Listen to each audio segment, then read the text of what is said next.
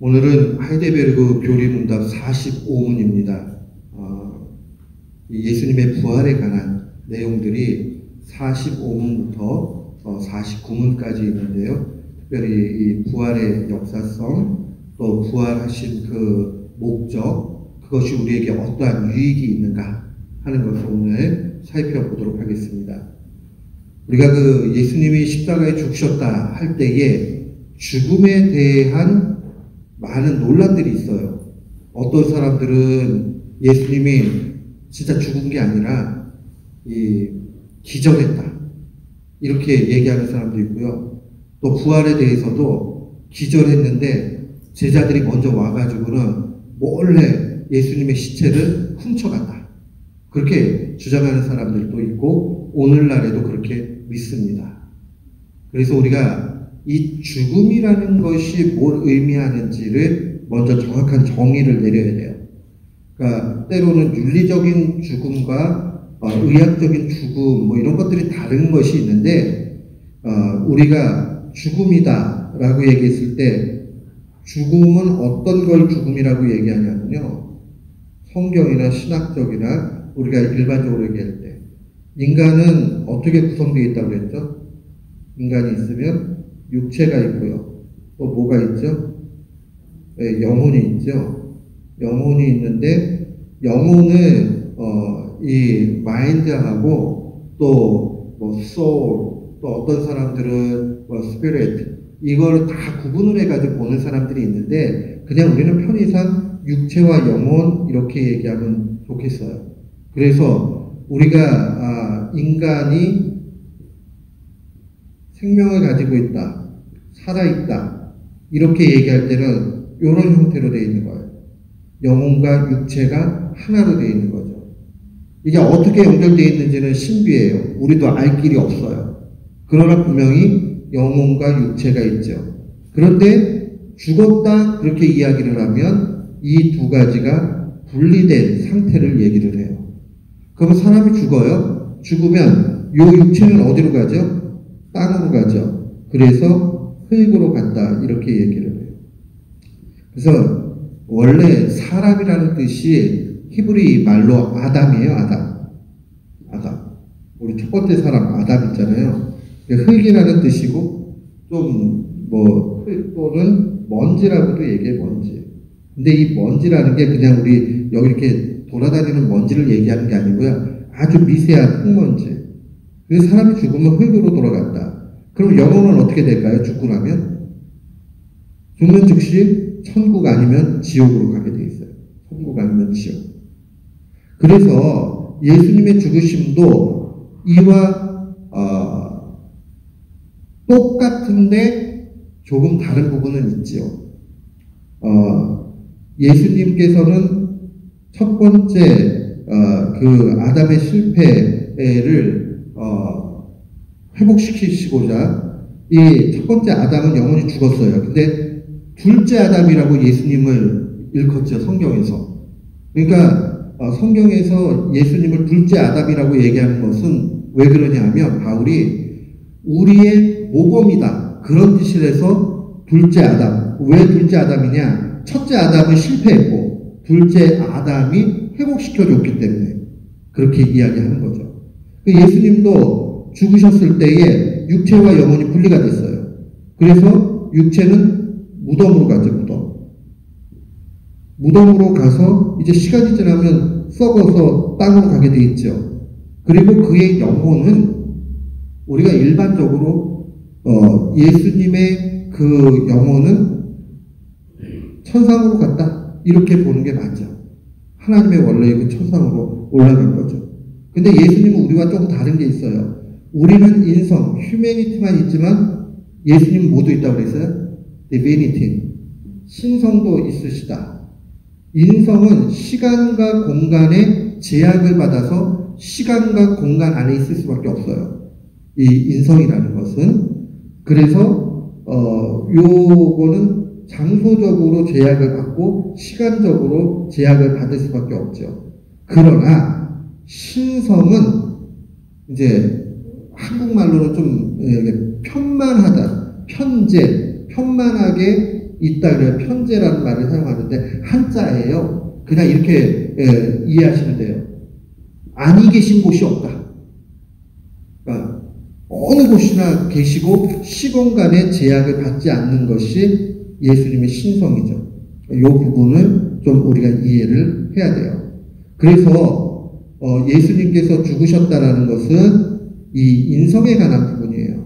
신성은 죽으실 수가 없죠. 하나님이시니까. 그러니까 인성에서는 영혼과 육체가 분리가 됐는데 영혼은 천상으로 육체는 땅으로 갔다. 이렇게 정확하게. 이걸 우리가 어떻게 아느냐? 우리 그 성경에 보면 복음서 기자들이 뭐라고 증거하고 있어요? 거기에도 좀 써놨는데 마태의 증언을 보세요. 27장 50절에 예수께서 다시 크게 소리를 지르시고 영혼이 어떻게 됐다고요? 떠나가시니라. 그러니까 영혼이 떠나가시니까 육체만 남으니까 이걸 우리는 뭐라고 부른다고요? 죽음이다. 이렇게 이야기를 하는 거죠. 그러니까 완전히 죽으신 거예요. 뭐 예수님이 기절하거나 반쯤 돌아가셨거나 거반이 죽었거나 뭐 이런 게 아니란 말이에요. 완전히 죽으셨다 하는 것을 기억을 해야 됩니다. 그리고 나서 이제 우리가 사도신경의 공인 본문에서 고백한 죽으시고 나서 지옥 강하라는 게 있다고 했죠. 지옥 강하라는 말은 지옥에 내려가셨다 이런 뜻이에요. 그런데 우리는 이 지옥에 내려가심에 대해서 제가 이 부분에 대해서 계속 기도하고 고민을 하고 하다가 제가 예전에는 예수님이 지옥으로 실제로 내려가셔도 큰 문제가 없다라고 오히려 더 유익이 크다라고 그렇게 봤는데 공부를 하면서 좀 바꿨어요. 예수님께서 이 지옥 강하의 고백은 어떻게 보는 게 좋냐면 이 우르시누스가 얘기하는 대로 또 칼빈의 이야기대로 근데 칼빈은 100% 우르시누 같이 정확하게 얘기는 하진 않았는데 뭐냐면 이 지옥 강하에 대한 교리적 고백이 중요하다는 건 칼빈이 얘기를 했어요. 이미 제가 공부 시간에 우리가 얘기를 드렸고 그런데 이게 신성이나 인성이 지옥에 내려간 것은 아니고 극심한 고뇌와 치욕을 당하셨는데 육신뿐만 아니라 영혼까지도 그러한 고난을 당하셨다. 그런 의미로 받아들인 게 맞다는 거죠. 좀 더 논란의 여지가 적고 바른 고백이다 볼 수 있습니다. 그래서 신성은 어느 곳에나 가실 수 있다고 얘기했잖아요. 그래서 저는 이거를 그렇게 해석하는 게 더 좋지 않을까라는 생각도 해봤고 또 때로는 인성에 있어서도 주님이 그 음부의 밑에까지 내려가신들 그게 뭐 주님께 그렇게 큰 문제겠는가라고 생각을 했는데 여러 가지 또 다른 문제들이 야기될 수 있겠다라는 생각이 들었어요. 그래서 우리가 전통적으로 경건했던 학자들이 고백한 내용들을 특별한 문제가 없는 한 받아들이는 것이 옳다 생각을 해요. 그래서 예수님께서 신성이나 인성으로 지옥에 내려가셨다는 뜻이 아니라 그에 당하신 고난과 그 치욕이 육신과 영혼에 미치도록 그렇게 심각한 고난이었다 하는 것을 봤으면 좋겠고요. 이 상황들을 보면서 우리가 얻을 수 있는 유익이 두 가지 있어요. 두 번째 아담께서 이렇게 고난을 당하시는 것, 특별히 육신과 영혼의 고난을 당하는 걸 통해서 완전히 대가 지불을 다 하신 거죠. 죄의 대가를. 랜섬이라는 말 자체가 속전을 얘기해요. 그 속전이라는 거는 대신 돈을 지불해 주시는 거죠. 그래서 대속물, 뭐 일반적으로 돈이죠. 그래서 이제 종된 사람을 갖다가 해방시켜 주려고 그러면 누군가가 와가지고 돈을 지급해가지고 자기가 산 다음에 그걸 갖다가 해방시켜 주면 자유인이 돼요. 그런 것처럼 예수님께서 십자가에 죽으셔서 대속물이 되셔서 완전히 랜섬, 이 대속물로 지불을 다 하고 죽을 것을 다 지불하시고, 근데 어떻게 지불을 하셨느냐? 육신과 영혼이 같이 고난을 받으셨다고 그랬잖아요. 그러니까 우리의 그 구원도 우리의 영혼만 구원받는 게 아니라 육신도 구원받습니다. 이게 얼마나 큰 은혜인지 몰라요. 이 무덤 속에 잠자던 자가 다시 일어나서 그 다음에 영혼과 합쳐져 가지고 두 번째 생명 가운데로 들어가게 되는 거죠. 그렇게 들어간 다음에 우리는 근데 이제 이 최후의 심판대에 때 우리는 좀 달라요. 이미 천국과 지옥의 그러한 그 결정이 난 것이고, 그 다음에 예수님이 재림주로 오셔가지고 무덤 속에 잠자던 자 다시 일어나서 그 다음에 심판을 받을 때는, 그러니까 만약에 예수님이 우리 시절에 오시면 우리는 육신과 영혼이 분리되는 그러한 경험을 하지 않겠지요. 근데 만약에 우리가 죽은 이후에 오신다라고 얘기를 하면 우리는 개인적 종말을 한번 맞이하고 그 다음에 천국에 가서 살다가 주님이 다시 오셔서 심판하실 때에 잠자던 육신, 땅속에 있던 육신과 더불어서 우리의 영혼이 같이 구원을 받고 영원한 구원 가운데서 누리게 되는 것이죠. 그러니까 우리의 구원은 육신과 영혼 모두가 구원받게 된다 하는 것을 기억하십시오. 그랬더니 어떤 분이 그런 질문을 했어요. 이분이 장애가 있는 분이에요. 그러면 목사님, 나는 지금 이렇게 신체 장애가 있는데 나중에 부활할 때 천국에서도 이 몸으로 살아야 됩니까? 라고 충분히 얘기할 수 있죠. 제가 학부 입학했을 때 한국에서 초미의 관심 이슈 중에 하나가 뭐냐면, 지금은 가보니까 한국의 장례 분야가 바뀌어가지고요, 화장이 한 80%가 돼요. 그러니까 옛날에는 묘를 살 수 없는 조금 어려운 분들이 대체로 그냥 화장을 했는데 요즘에는요 80%가 화장을 하세요. 그때 그러면 화장해가지고 없어지면은 나중에 부활 못하지 않느냐? 그게 진짜 아주 신학적 큰 이슈였어요. 근데 이제 신학적으로 이제 이건 결론이 났죠. 뭐냐면 우리가 태어져도 그 모든 것이 다 탄소화되고 하면서 흙으로 재로 들어가니까 결국은 똑같은 형태로 돼버리는 거예요. 그러니까 그거는 뭐 큰 문제가 되지 않지요. 그러면 우리가 장애를 입은 분들은 어떻게 되느냐? 그때는 완전히 건강하고 더 이상 아픈 것도 없고 불편한 것도 없고 가장 아름답게.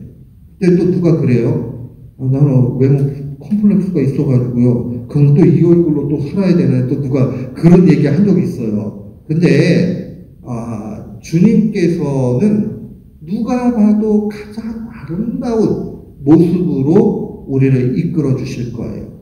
그래서 거기에는 분명히 그러죠. 부부나 이런 이 땅에서의 삶의 관계들이 없지요. 그리고 다 형제 자매로서 아주 좋은 내용들만 남게 되기 때문에 그런 걱정할 필요 없고, 그래서 어떤 분들은 그런 얘기예요. 아마도 여자분들은 20대의 가장 아름다운 모습으로 다시 나타날 것이다. 왜 20대 가장 아름다운 모습 이런 표현을 쓰냐면요, 그 얼굴과 광채는 지금 이 땅에서는 비교할 수 없는 그러한 아름다움이다. 그런 의미인 거죠.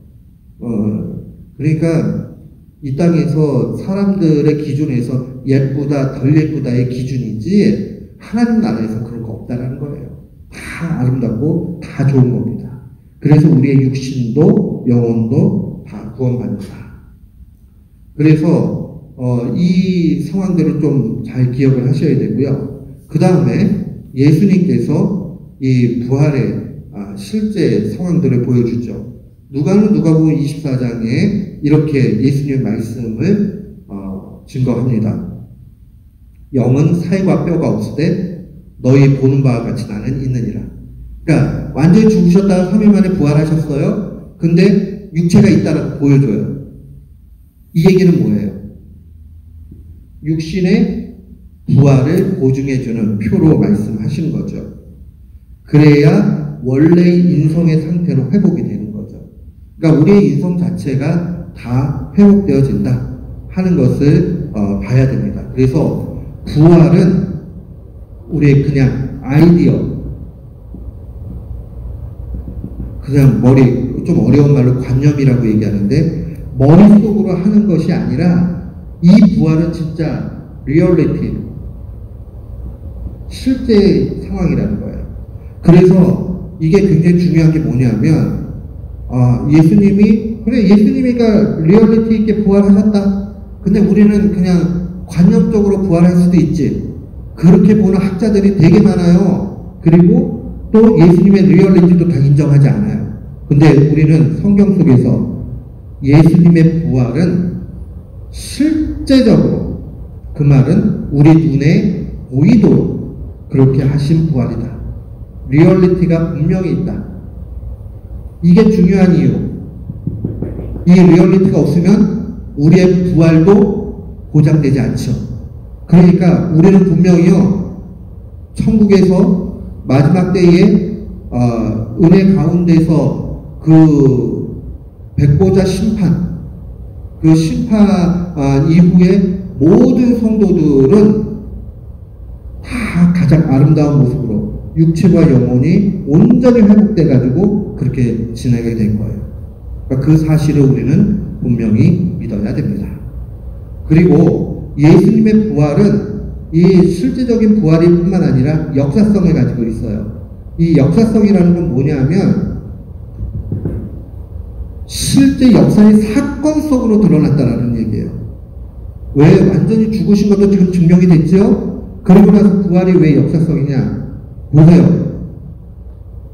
한두 사람을 속이는 건 쉬워요. 한두 사람. 여러 명 속이는 건 어려워요. 5년, 10년을 속이는 건 쉬워요. 근데 그 이후에까지 속이는 것은 굉장히 어려워요. 보세요. 성경의 증언을 보세요. 고린도전서 15장에 그 증언의 내용들을 보십시오. 예수님께서 부활하신 이후에 게바에게 보이시고 사도들에게, 12사도에게 보이시고 또 500여 형제에게 보이시고 야고보에게도 보이시고 그 다음에 가장 작은 사도라고 칭하는 그 바울에게도 보이셨다. 바울은 실제로는 시간적으로는 나중에 보게 된 거죠. 다메섹 도상에서.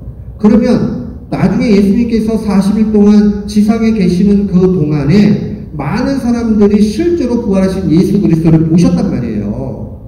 그렇기 때문에 이걸 속일 수 없는 역사적인 사건이었다. 역사성을 가지고 있다 하는 것을 분명히 봐야 됩니다. 그래서 우리가 기독교의 그 신앙 안에 있는 부활은 리얼리티, 실제 사건이고 동시에 역사성을 지니고 있다 하는 것을 봐야 됩니다.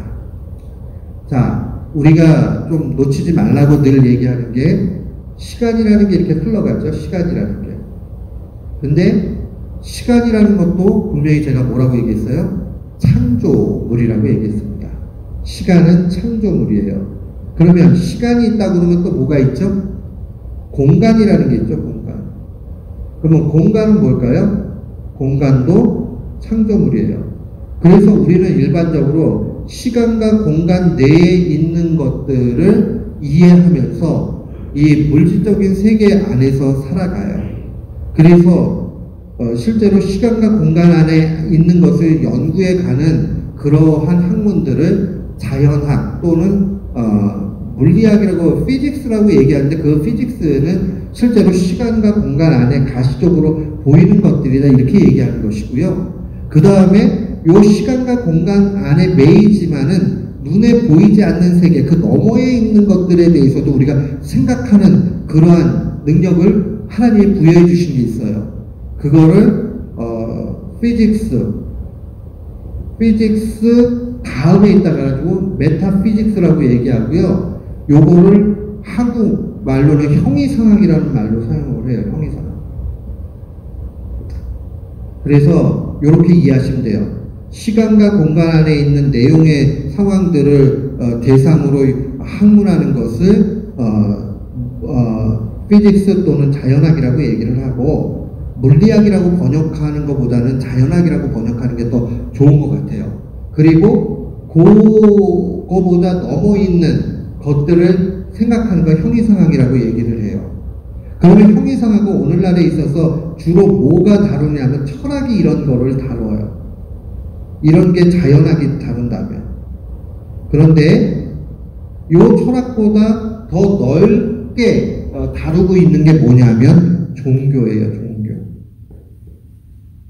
그래서 종교 가운데서도 기독교 신앙을 신학이라고 또 얘기하고요. theology라고 얘기를 하고. 그래서 우리는 요런 부분들을 공부할 때 전제하는 게 뭐냐면 자연학에서 다루고 있는 것이 전부가 아니다. 철학에서 다루고 있는 것이 전부가 아니다. 자연학과 철학보다 더 넓은 세계의 종교의 세계가 있는데 그 종교 가운데 참 종교는 기독교 신앙을 얘기하는 신학이다. 그래서 테우스가 신이라는 얘기예요. 하나님. 그 다음에 로고스, 학문, 말씀 그런 뜻이고 합쳐서 이것을 영어에서는 theology라고 얘기하죠. theology. 그래서 우리가 전제하는 게 하나님이 계시다는 전제 속에서 모든 걸 봐야죠. 그러면 시간과 공간에 대한 것도 우리는 여기에서 좀 시작을 해야 돼요. 보세요. 시간은 분명히 시작이 있고 흘러가요. 쭉 흘러가요. 쭉 흘러가고 그 다음에 시간 이전의 시간도 있었겠죠. 무언가 시간이 있기 전 이거를 우리는 성경 속에서는 태초에 라는 말로 사용을 하죠. 때로는 일반적으로 영원전이라고 얘기를 해요. 그 다음에 쭉 시간이 가다가 마지막에 시간이 끝나는 때가 있겠죠. 언제 그럴까요? 이거는 개인적 종말일 때하고 전체 지구의 종말일 때하고 조금 구분을 해야 되지만 그냥 우리가 편의상 그 지구의 종말로 봅시다. 우리는 지구의 종말이 있다는 걸 믿으니까요. 그럼 예수님이 재림하실 때겠죠. 재림하시면 이제 이 시간의 상황들이 물론 재림 이후에 조금 더 지나서 어떤 것들이 나타날 수 있지만 요 재림의 시점을 시간의 종말로 우리가 일반적으로 보고 그러면 요 이후가 있겠죠. 그러면 이거는 영원이 되겠죠. 그러니까 영원 전부터 영원까지라는 게 시간의 구애를 받지 않는 하나님을 표현하는 말이에요. 하나님은 영원하세요. 이거를 갖다가 우리의 사랑 영원히 그런 건 없다고요. 우리의 사랑은 영원할 수가 없어요. 사랑 자체가 영원히 갈 수도 없고 우리는 시간의 제약을 받기 때문에 다이아몬드 영원히 그거 다 그냥 우리가 바라는 것 뿐이지 그런 게 어디 있어요. 다이아몬드 100개를 끼워도 영원히 사랑 못해요. 그런데 우리는 하나님의 그런 상황들 속에서 영원히 있다라는 걸 알고 영원을 사모하게 돼 있고 주님과 더불어서 영원을 나중에는 누리게 되겠죠. 기쁨 가운데. 그 소망으로 사는 거예요. 자, 그리고 이 시간의 흐름은 목적을 가지고 흘러요. 이 목적을 가지고 흐르는데 그 목적에 다다르는 걸 갖다가 텔로스라고 얘기를 해요. 그 텔로스라는 말은 목적이라는 뜻인데요. 시간은 그냥 막 흘러가는 게 아니다라는 거죠. 성경에서 이제 그 시간을 표현하는 몇 가지 말이 있는데요. 그 중에 이제 목적을 나타내는 최종적인 목적을 나타내는 게 텔로스라는 말을 사용을 합니다. 그 다음에 일반적으로 이렇게 흘러가는 시간은 크로노스라는 말을 사용하고요. 그 다음에 아주 중요한 성경 속에 보면 때가 찼다 이런 표현 나오죠. 때가 참에 주님이 오시죠. 그렇게 하는 그 아주 중대차 의미를 부여하는 그때를 우리는 카이로스라는 말로 사용을 합니다. 다 시간이라는 뜻이에요. 때, 시간. 근데 시간은 그냥 쭉 그냥 흘러가는 것이 아니라 목적을 가지고 흘러가게 되고, 그 다음에 이런 흐름 속의 시간은 그냥 크로노스지만은 중대차 카이로스의 때가 있다. 그러면 이거를 주장하고 주관하시는 분이 계시겠죠? 그분이 하나님이시다. 그거를 꼭 기억을 해야 되고요. 하나님은 우리는 과거, 현재, 미래라는 시간의 제약 속에 있지만 하나님은 시간의 제약이 없기 때문에 영원하시다, 이런 표현을 하는 거예요. 하나님은 영원하세요, 그 얘기는 무슨 뜻이라고요? 시간과 공간의 제약을 전혀 받지 않으신다, 그런 의미고, 모든 흐름의 역사, 이것의 주인이시다, 그런 얘기예요. 그러니까 우리가 영원하신 주님 고백할 때마다 얼마나 크시고 얼마나 위대하신가 하는 것을 봐야 합니다.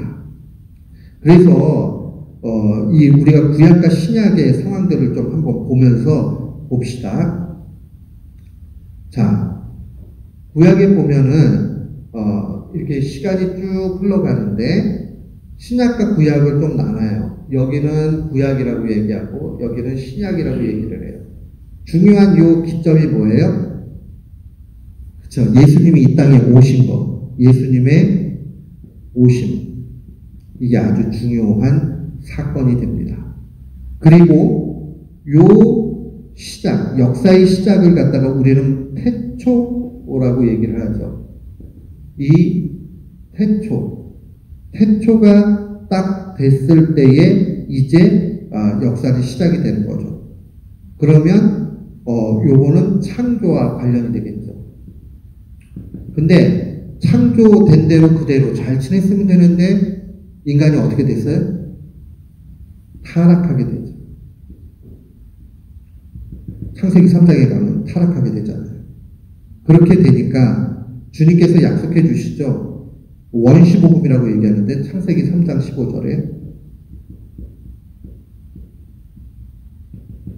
메시아를, 여자의 후손을 보내주시겠다 라고 말씀하시죠. 이 메시아의 약속들이 시간이 쭉 지나요. 지나고 나서 이제 정말 예수님께서 오시게 되죠. 근데 예수님이 오셔가지고 뭐 하셨죠? 십자가에 죽으시고 부활하셔서 승천하셨어요. 그래서 우리가 천상에 계신 예수님께서 육신의 몸을 입고 이 땅에 오신 이 사건을 성육신이라고 얘기하고, 이 성육신은 낮아지심의 시작이에요. 그리고 나서 어떻게 되세요? 십자가에 달려 죽으셨죠.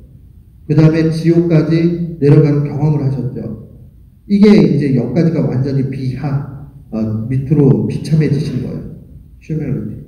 그리고 나서 다시 이제 영광으로 오르게 되시죠. 그게 바로 부활 사건이에요. 거기 보게 되면 그 내용들이 잘 나타납니다. 그리고 부활하셔서 승천, 하늘로 어센션, 그 하늘로 올라가시게 되죠. 하늘에 오르셨을 때 우리가 기억을 해야 되는 게, 그의 육체는 하늘로 오르시고 그의 신성은 편만히 어느 곳이나 계실 수 있는 상황들이 되는 거죠. 그 사실을 우리가 조금 기억을 하셨으면 좋겠습니다. 그러면 예수님이 부활하셨다라고 얘기했을 때 예수님은 어떻게 부활하셨느냐? 성경의 표현을 좀 잘 봐야 돼요. 예수님의 부활에 있어서. 부활은 다시 사셨다는 얘기인데, 부활은 예수님께서 신적인 능력으로 다시 사신 거예요. 그러니까 사람의 능력이나 이런 것이 아니라 신적인 능력을 통해서, 여기서 신적인이라는 divine power라는 말이 어떤 의미냐? 삼위일체 하나님을 얘기하면 돼요. 삼위일체. 그래서 성경은 다양하게 표현을 해요. 성부께서 일으키셨다 하는 표현들도 나오게 되고요. 그 다음에 성령께서 일으키신 것 같이 기록도 되어져 있어요. 그러나 또 엄밀하게 얘기하면 성자께서 자기의 능력으로 부활하신 거예요. 그러니까 이 얘기는 뭐냐면 성자 예수 그리스도께서 죽으셨다고 성부와 성령께서 일으키시지 않으시면 못 일어나시는 게 아니라 자기의 능력으로 얼마든지 일어날 수 있는 그러한 신적인 능력 가운데 부활하셨다 하는 것을 기억해야 됩니다. 그래서 그냥 우리는요, 신적인 능력으로, 그 말은 삼위일체 하나님께서 부활시켜 주셨다, 이렇게 하시면 됩니다. 삼위일체 안에 성부, 성자, 성령이 계시니까 그 성부, 성자, 성령께서 모두 일으켜 주셨다 하는 것으로 그렇게 보면 틀림이 없습니다. 근데 이제 우리가 3일 만에, 사흘 만에라고 얘기할 때 사흘이라는 말이 3일이죠. 3일 만에 부활하셨다라는 이 말이 굉장히 중요해요. 이 3일은 뭘 의미할까요? 3일은 두 가지예요. 첫 번째는 3일 정도 되면 육체가 어떻게 돼요? 완전히 썩어요. 미국에서는 뭐 방부 처리하니까 조금 다르긴 하지만은 그게 아니고 자연 상태에 있으면 그 3일 정도면 싹 부패돼가지고 썩기 시작을 합니다. 아주 뭐 밀랍화되고 뭐 특수한 조건들 말고 일반적으로. 그러니까 이 3일이라는 건 완전한 죽음을 보여주고 계신다는 거고요. 두 번째는요, 예수님께서 그렇게 말씀하셨잖아요. 내가 너희들에게 요나의 표적 외에는 보여줄 게 없다. 요나의 표적이라는 게 요나가 3일 동안 큰 물고기, 수올 뱃속 안에 있게 되잖아요. 그러니까 그것이 예수님의 죽으심을 예표하는 그러한 사인으로 얘기한다고요. 근데 우리가 표적이라고 얘기할 때 세메이온, 요한신학에서 세메이온이 일반적인 기적과 다르다고 얘기했죠. 기적, 이적, 미러클이 있는데 어떤 의미를 가지고 또 어떤 타겟, 어떤 목표를 가지고 이렇게 일으켜질 때 우리는 이거를 세메이온,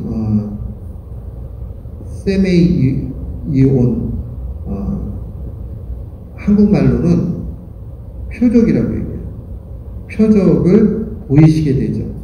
그래서 이 요나가 3일 동안 뱃속에 있었다는 것은 예수님께서 3일 후에 부활하시고 수올이라는 게 음부라는 얘기거든요. 그러니까 아주 저 땅 밑에 그 구덩, 거기에 또 때로는 그 지옥이라는 표현도 쓸 수 있어요. 여기에 완전히 죽으심을 당하신 것을 의미합니다. 그리고 나서 부활하셨다는 거죠.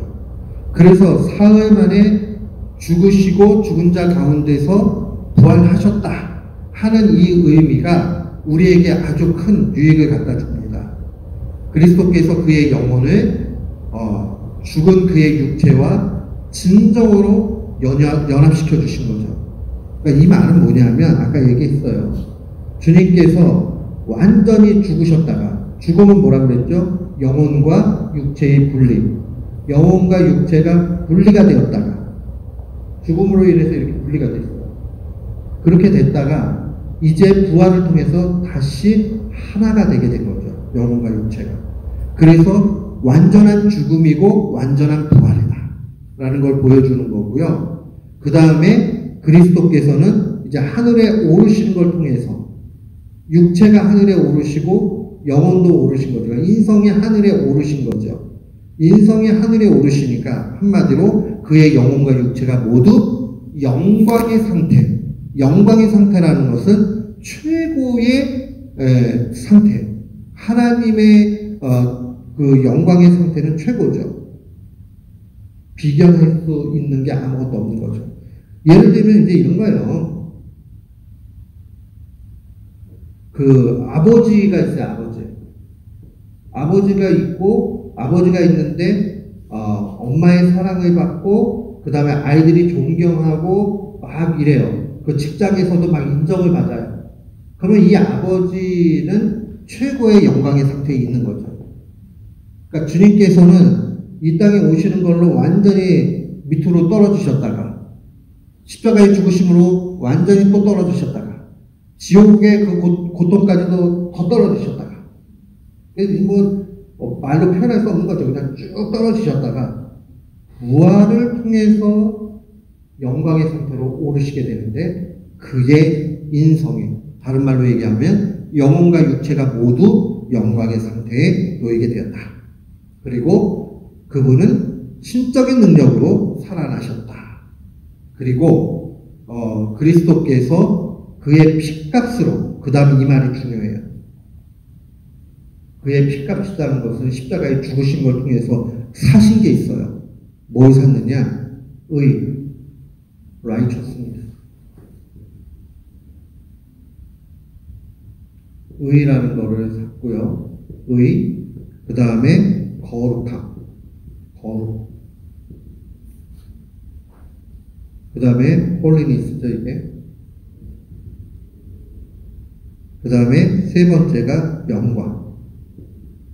glory. 그래서 주님께서 십자가에 죽으시고 부활하시고 나니까 의라는 것은 옳다. 그 다음에 바르다. 좋은 관계. 하나님이 받으실 수 있는 것. 그게 의거든요. righteousness라는 you're right 하면 너 옳아 이렇게 얘기하잖아요. righteousness는 그거예요. 하나님은 righteousness는 받아주실 수 있는데 불의한 거 이거는 받아줄 수가 없어요. 불의는 죄고 righteousness는 옳은 거예요. 진리. 그렇기 때문에 예수님 십자가에 죽으신 걸 통해서 의를 완전히 회복시켜 주셨어요. 그리고 우리가 죄로 인해서 오염됐잖아요. 그 오염된 죄에서 거룩하게 바꿔주셨어요. 그리고 우리를 원래 우리의 존재, 인간의 존재가 얼마만큼 높으냐 하면요. 천국에 가면 천사보다 우리가 높은 존재예요. 지금 우리가 요모야 요꼬라지지만은 죄 때문에 천국에 가면 천사보다 우리가 더 높아요. 성경의 이 레벨들을 보면. 아셨어요? 그러니까 우리가 얼마나 존귀하고 하나님 앞에 귀한 존재인가를 아셔야 됩니다. 그래서 예수님이 십자가의 죽으심을 통해서 의를 회복시켜 주셨고 우리에게 거룩함을 주셨고 우리의 상태를 영광으로 인도해 주시는 거죠. 근데 주님이 부활하지 않으시면 죽으신 걸로 요거를 다 사셨는데 부활을 못하면 요거는 우리한테 못 주시는 거예요. 이해하셨죠? 그러니까 죽으심과 부활은 실제 사건이고 한 쌍을 이룬다. 그래서 거기 보면은 예수님의 부활의 목적이 나와요. 네, 한번 예수님이 부활하신 목적은 무엇이죠? 첫 번째가 예수님 자신과 성부 하나님의 영광을 위해서 부활하셨다. 그러니까 예수님이 죽으시고 그거로 끝나버리면 우리는 가장 불쌍한 사람 되고 예수님도 가장 불쌍하게 보여요. 죽으면 끝이니까. 근데 죽음 이후에 부활이 되니까 어떻게 돼요, 이거는? 하나님은 죽음보다 세시구나. 하나님은 죽음보다 크시구나. 예수님은 자기 죄 때문에 죽으신 것도 아니고 자기 영광을 다 버리고 내려오셨지만 결국 부활을 통해서 자기의 영광을 다 회복되는구나 라고 하면서 우와 과연 그렇네. 결국 예수님의 영광도 높아지고 그 보내신 성부 하나님도 높아지신다 하는 것을 분명히 보게 됩니다. 그래서 삼위일체 하나님께서 결국은 여기 왜 성령님은 안 들어가냐 그렇게 보시지 마시고요. 왜냐하면 아들을 보내신 거 우리가 일반적으로 성부께서 보내신 걸로 표현하니까 그런 거예요. 이렇게 되면 성령 하나님까지도 다 높아지시는 거죠. 뭐 이야기할 필요 없이 꼭 기억을 하셨으면 좋겠어요. 그 다음에 이제 두 번째예요. 두 번째로 보는 게 이게 부활을 통해서 의로우신 예수님께 전가된 모든 죄가 보상됐다.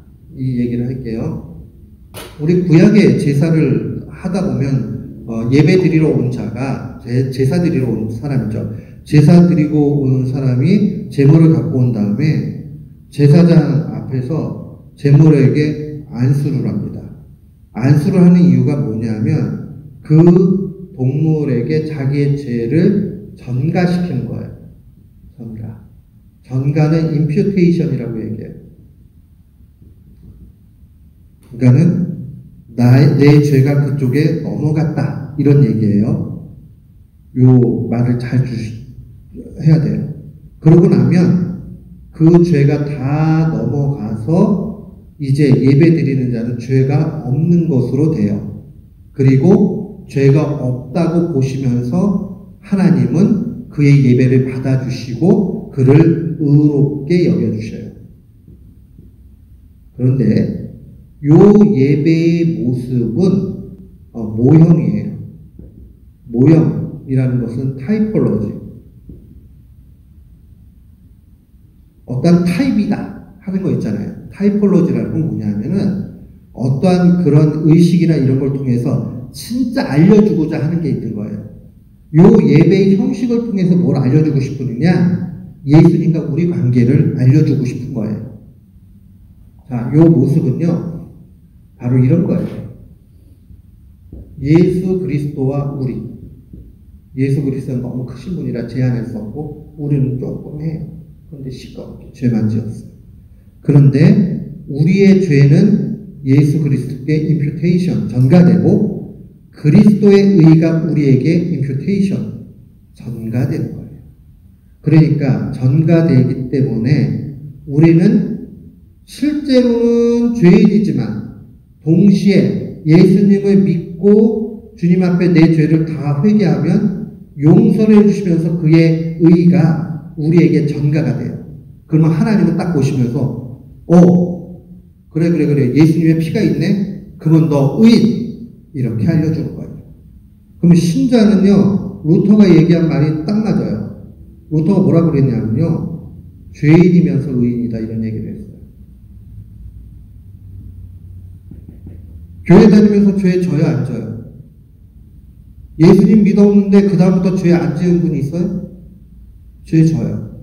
그러면 신자가 되었지만 여전히 죄의 모습들이 분명히 있어요. 죄인이에요. 그러나 죄를 질 때마다 회개하고 용서를 구하고 주님은 우리에게 그리스도의 의를 보면서 아유 그래 너 그리스도의 보혈이 있네, 너 믿음이 있네, 그러면 너 의인으로 여겨줄게. 그렇게 여겨주시는 거예요. 여겨주시는 거예요. 이게 칭의예요. 칭의. 의롭다라고 칭해 주시는 거죠. 인정해 주시는 거예요. 그래서 전가가 중요해요. 그런데 로마 교회는 이 전가의 개념이기보다 인퓨전, 주입이라고 얘기해요. 인퓨전이라는 거는 주사 생각하면 돼요. 주사를 꼭 집어넣으면은 의가 내 안에 들어왔어요? 안 들어왔어요? 들어오니까 그 다음부터 나는 착한 행동을 할 수 있는 가능성이 열려요. 근데 임퓨테이션일 때는요, 나한테 인퓨전 된 게 아니기 때문에 착한 일이 하나도 나올 수가 없어요. 그런데 결국은 그래서 로마 교회에서는 이 주입의 이런 상황들이 있기 때문에 선행으로도 구원으로 갈 수 있는 길이 있어요. 착한 일을 많이 해가지고. 그런데 개신교 신학에는 그런 게 없다. 그러면 우리는 어떠느냐? 우리는 오직 그리스도의 공로를 통해서만 가능하다.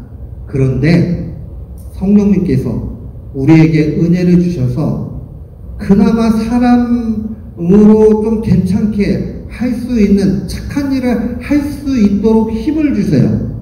그러니까 임퓨테이션이 된 거를 통해서 내가 뭐를 내 속에서 내 힘으로 할 수 있다라는 게 아니에요. 이 임퓨전이 된 거는 내 힘으로 착한 일을 할 수 있는 거예요.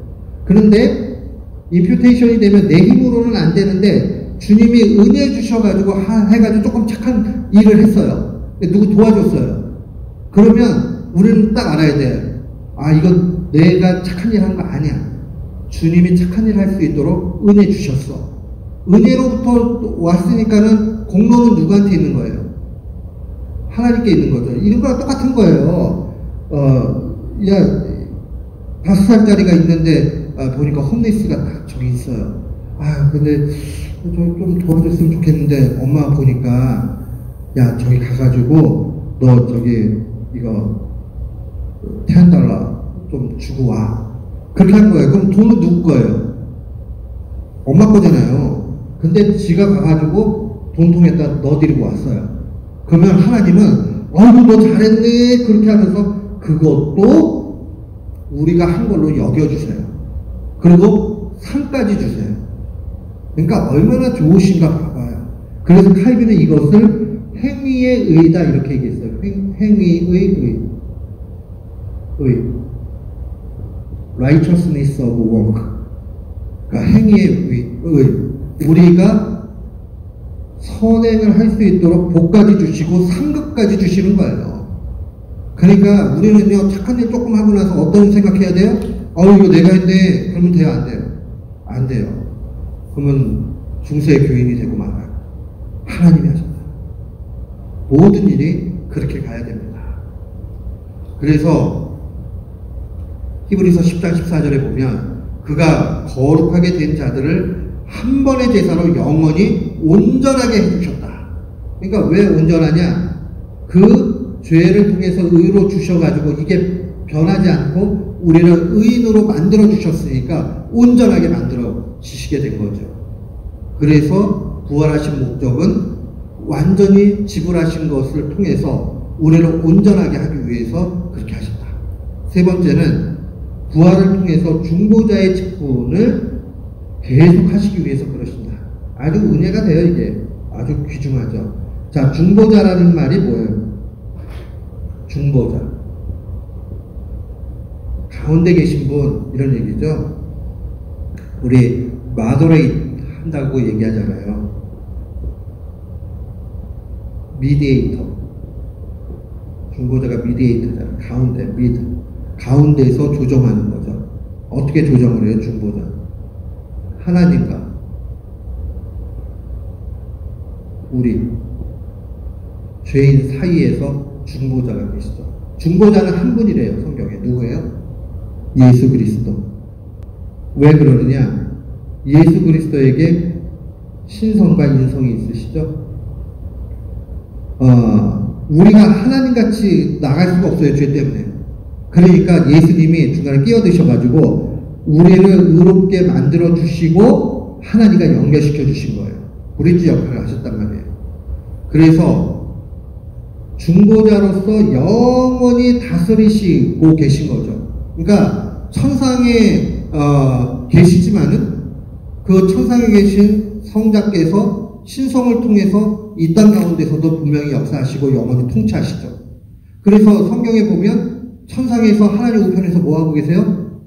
우리를 위해서 간구하신다. 분명히 우리를 볼 수 있어요. 로마서 8장 34절. 그리고 그의 죽으심과 그는 죽으심과 더불어 부활로 중보자 되심을 우리에게 확실하게 보여주신다. 그러니까 우리를 도와주시는 거죠. 그래서 주님이 그러잖아요.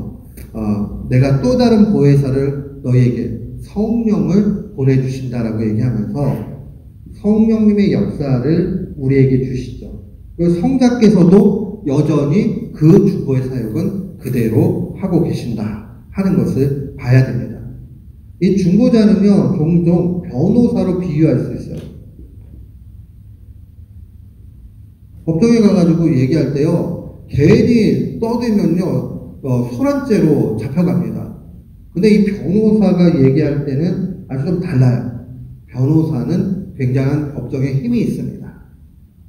근데 중보자이신 예수 그리스도께서 우리를 변호하신대요. 근데 재밌는 거는요, 마지막 심판 때의 심판 누가 하시는지 아세요?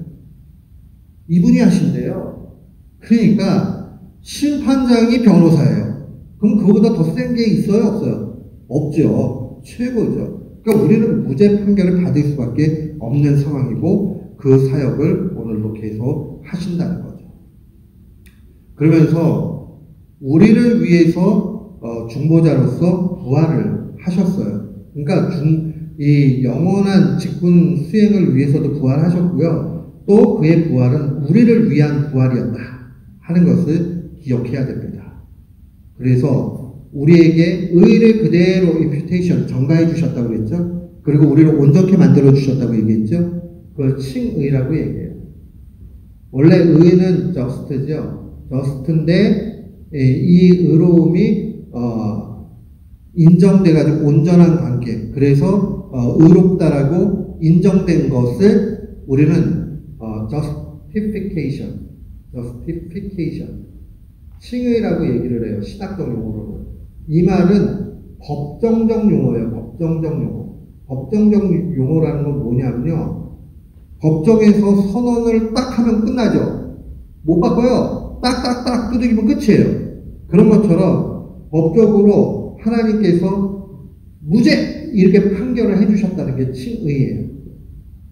그리고 이 칭의는 칭의라는 거, 그 다음에 또 죄가 없어졌다라는 것은 거듭남이 없으면, regeneration, 다시 태어나는 일이 없으면, 나타나지 않죠.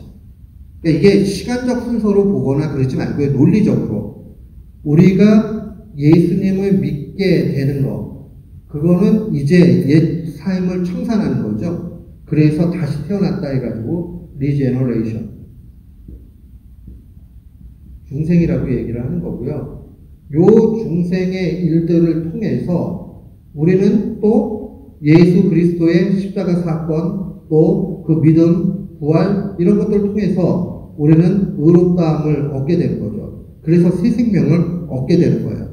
이 모든 일들이 예수님의 부활을 통해서 우리에게 주어진다 하는 것을 기억하면 좋겠습니다.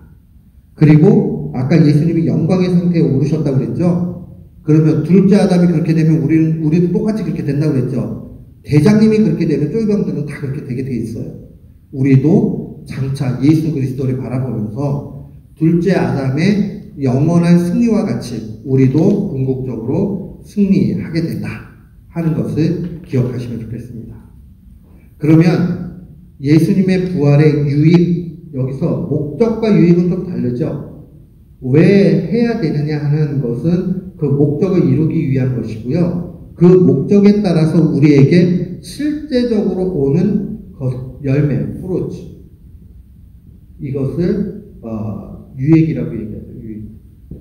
우리에게 오는 유익이 두 종류의, 하나는 그리스도에 관련해서 유익이 있고요. 그 다음에 예수님의 부활에 있어서 그리스도와 관련해서 유익이 있고 우리와 관련해서 유익이 있습니다. 거기 보면 그리스도와 관련해서는 하나님의 독생자 아들로 선포되셨다. 선포되셨다. 이 표현을 잘못 이해를 하면 예수님이 세례를 받을 때에 아들이 되셨다라든가 아니면 원래 아들이 아니었는데 그렇게 인정됐다든가 그런 얘기가 아니에요. 이 선포라는 거는요 원래 맞아요. 근데 완전히 그 사건을 통해 가지고 확실하게 보여줬다, 선언했다 이런 얘기예요. 자, 남녀가 만나가지고 결혼을 해요. 사랑을 해요. 근데 결혼 세리머니가 왜 중요해요? 세리머니에서 선포하는 거죠. 우리는 서로 사랑합니다 하고 선포하는 거죠. 그러면 그 이전에는 사랑 안 했어요? 사랑 안 하고 결혼식을 사랑하지 않는 사람과 결혼식을 하는 걸 통해서 갑자기 이제 사랑하면서 사랑이 시작이 돼요? 그렇지 않잖아요. 똑같아요. 원래 성부, 성자, 성령님 삼위일체 하나님이셨고 이 부활을 통해서 더 확실하게 나타났다 그런 얘기예요. 이해하셨죠? 그 세례 받으실 때도 마찬가지죠. 선포가 된 거죠. 오해하시면 안 돼요. 그 다음에 두 번째가 그리스도의 인성이 하늘의 은사들과 영원 불멸과 그리고 하나님의 아들의 본성에 합당한 영광을 부여받으심. 되게 어렵죠? 쉽게 얘기해 줄게요. 예수님께는 인성과 뭐가 있다고 그랬어요? 신성이 있다라고 그랬죠. 그러면 인성과 신성은 각각의 영광이 있어요. 그런데 예수님께서는 신성과 인성의 그 영광이 부활을 통해서 완전히 회복되셨다 하는 것은 분명히 말씀을 드렸어요. 그런데 하늘의 은사들과 영원 불멸이라는 것은 죽지 않는 것을 얘기하는 거예요. 죽지 않는 것. 원래 인성은 죽죠. 우리의 인성은 죽잖아요. 그런데 예수님은 이 인성이 한시적으로는 3일 동안 죽으셨지만 그러나 부활을 통해서 죽지 않음을 보여주셨다는 거예요. 우리에게. 그리고 그의 인성은 하늘로부터 있는 모든 온갖 좋은 것을 이미 받는 것을 보여주셨단 말이에요. 이게 왜 중요하냐? 주님도 인성으로 계실 때에 분명히 하늘의 보화들을 다 갖고 계셨고, 그러니까 우리도 받을 수 있겠네. 또 주님이 부활하신 걸 통해서 분명히 영원히 사는 것을 보장해 주셨으니까 우리도 이제 영원히 살겠네. 그게 되는 거예요. 이해하셨죠? 그리고 그리스도께서 이 모든 인성과 신성에 있어 영광이 부활을 통해서 다 높아지셨기 때문에 그 자체에 큰 유익이 있다는 거예요. 그리스도와 관련해서. 그 다음에 두 번째는 우리와 관련한 거죠. 그리스도의 죽으심은 많은 유익들을 가져다 주셨는데 거기에 네 가지 의와 영생과 영광 그거 방금 다 설명했어요. 그러면 성령은 뭐냐? 성령님을 예수님이 죽으시고 부활하신 후에 또 다른 오해에서 성령님을 보내주시겠다라고 약속해 주셨잖아요. 그러니까 예수님께서 부활하시지 않으셨다면 성령님은 우리에게 보내주시지 않으시죠. 그러니까 그런 유익들이 있다. 그래서 우리가 거기 내용들을 보면 그가 우리의 죄를 완전히 보상하셨다. 여기서는 하나님의 진노를 만족하셨다라는 얘기예요. 그리고 두 번째는 하나님 그리스도의 의가 우리에게 완전히 임퓨테이션 전가되었다. 그리고 성령님이 주어져서 신자가 중생하고 영생을 얻게 된다. 이게 뭐냐면 성령님이 우리에게 오셔가지고요. 성령님은요, 리뎀션이라는 말이 구속이라는 얘기거든요. 돈을 지불해가지고 구원해 주신 구속. 근데 redemption applied. 주님이 우리에게 구속을 주셨는데 성령님이 안 계시면 우리에게 적용이 안 돼요. 그래서 그리스도와 우리를 묶어주는 밴드, 끈이 성령님이다. 칼빈이 그렇게 얘기했어요. 성령님은 우리와 그리스도를 하나로 묶어주신다. 그러니까 그리스도께 있는 게 우리의 것이 되는 거죠. 그래서 고린도전서 1장 30절에 보면 아주 중요한 말씀이 나오죠. 그리스도는 하나님께로 나와서 우리에게 지혜와 의와 거룩함과 구속함이 되셨다. 지혜와 의와 거룩함과 구속함이라는 것은 영적인 모든 좋은 유익들, 열매들을 우리에게 주신 거죠. 주실 때에 우리가 받을 수 있는 이유는 우리와 그리스도를 하나로 묶어주셨기 때문에 성령님께서 그래서 받을 수 있게 되었다. 그 다음에 우리의 육체적 부활이 보증된다. 그 다음에 예수님께서 그리스도이심을 확증하게 된다. 또 우리의 중보자의 직분 수행하심으로 우리는 새 생명의 시작이 되었고 영생으로 완전하게 되는 것을 경험하게 되는 거죠. 그러니까 신자의 삶을 좀 보게 되면 이런 거예요. 그냥 믿음을 통해 가지고 성령님께서 우리를 감동시켜 주셔가지고 예수님을 영접하게 되면 이제 거듭나요. 이걸 중생이라고 해요. 거듭나. 중생. 리제너레이션. 그리고 이런 중생 일들을 통해 가지고 이제 믿음이 있으니까 주님을 보시고, 이거 시간적 순서가 아니에요. 그냥 논리적 순서예요. 칭의가 오게 되죠. 칭의, justification.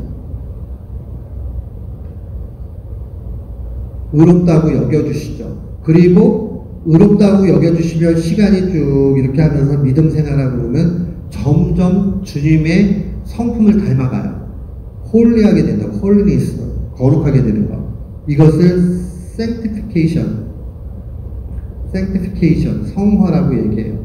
그런데 실제로 sanctification은 내가 노력해가지고 거룩해지는 게 아니고요. 주님의 은혜 가운데서 sanctified, 이렇게 거룩함을 입게 되는 거예요. 그런데 거룩함을 입을 때에 우리의 그 결단이 필요해요. 내가 거룩해져야 된다 하는 그런 결단이 필요해요.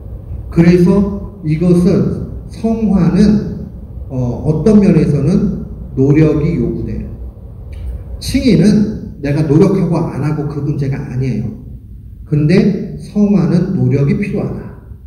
노력이 필요하지만은 그러나 결국 이루어진 원래의 소스 자체는 하나님이 우리에게 임퓨테이션 해가지고 형상을 이루어 주신 거기 때문에 나로부터 나온 게 아니니까 내 공로는 없는 거예요. 이거 역시도요. 근데 하나님은 요거 보면서 너 착한 일 했구나 하고 상까지 주신단 말이에요. 칭의는 구원에 관한 문제고요. sanctification은요, 보상에 관한 문제예요. 나중에 상급에 관한 부분이에요. 그러면 이 칭의만 있으면 되겠네? 아니요. 칭의를 얻은 사람은요, 반드시 요 의제도 나오게 돼 있어요. 그러니까 우리가 꼭 기억을 해야 돼요. 나 거룩하시고 주님 성품 닮아야 된다. 그래서 아들의 형상을 입는다. 이런 표현도 성경에 나와요. 아들의 형상을 입는다. 거룩해진다는 얘기예요. 그렇게 되고 나서 우리는 천국에 들어가기 바로 직전에 가장 영광스러운 상태가 되겠죠. 그리고 나서 그 가장 아름다운 상태에서 천국에 들어가는 거겠죠. 그러니까 요 상황들을 우리가 잘 기억을 해야 돼요. 이 구원의 전 과정이 얼마나 은혜스러운가. 예수님의 죽으심과 부활을 통해서 이 모든 것이 오게 되는데 성령님이 끈으로 묶어주시는 걸 통해서 오게 된다 하는 것을 꼭 기억하셨으면 좋겠습니다.